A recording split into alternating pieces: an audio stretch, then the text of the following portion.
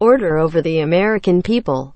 The Stanford Research Institute, adjoining the Hoover Institution, is a $150 million a year operation with 3,300 employees. It carries on programs surveillance for Bechtel, Kaiser, and 400 other companies, and extensive intelligence operations for the CIA.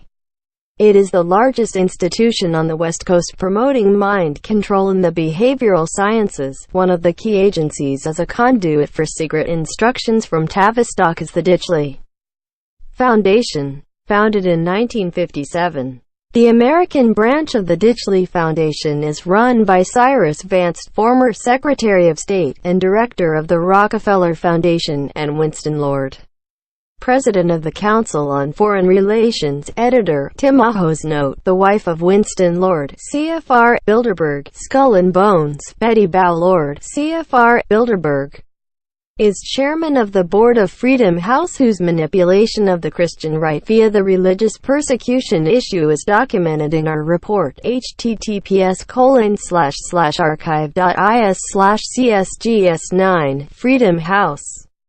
A CFR front. One of the principal, but little-known operations of the Rockefeller Foundation has been its techniques for controlling world agriculture. Its director, Kenneth Wernimont, set up Rockefeller-controlled agricultural programs throughout Mexico and Latin America. The independent farmer is a great threat to the world order, because he produces for himself, and because his produce can be converted into capital, which gives him independence. In Soviet Russia, the Bolsheviks believed they had attained total control over the people. They were dismayed to find their plans threatened by the stubborn independence of the small farmers, the kulaks. Stalin ordered the OGPU to seize all food and animals of the kulaks, and to starve them out. The Chicago American, February 25, 1935, carried a front-page headline: 6 million perish in Soviet famine, peasants' crops seized, they and their animals starve. To draw attention from this atrocity, it was later alleged that the Germans, not the Soviets, had killed 6 million people. The number taken from the Chicago American headline by a Chicago publicist. The Communist Party, the party of the peasants and workers, exterminated the peasants and enslaved the workers. Many totalitarian regimes have found the small farmer to be their biggest stumbling block. The French Reign of Terror was directed, not against the aristocrats, many of whom were sympathetic to it, but against the small farmers who refused to turn over their grain to the revolutionary tribunals in exchange for the worthless assignats.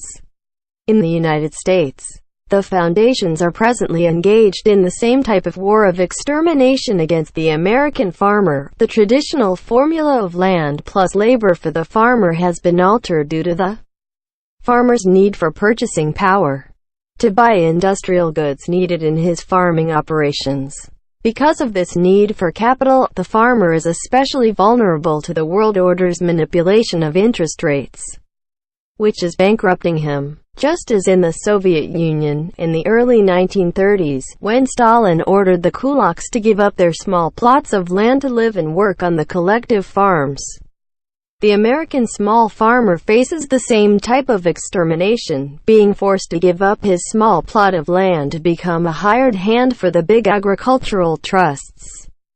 The Brookings Institution and other foundations originated the monetary programs implemented by the Federal Reserve System to destroy the American farmer, a replay of the Soviet tragedy in Russia, with one proviso, that the farmer will be allowed to survive if he becomes a slave worker of the giant trusts. Once the citizen becomes aware of the true role of the foundations, he can understand the high interest rates, high taxes, the destruction of the family, the degradation of the churches into forums for revolution, the subversion of the universities into CIA cesspools of drug addiction, and the halls of government into sewers of international espionage and intrigue.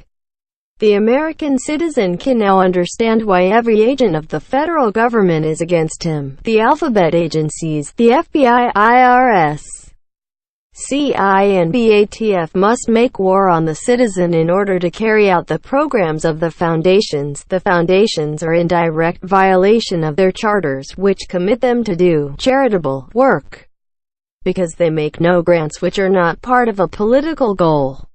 The charge has been made, and never denied, that the Heritage AEI network has at least 2 KGB moles on its staff.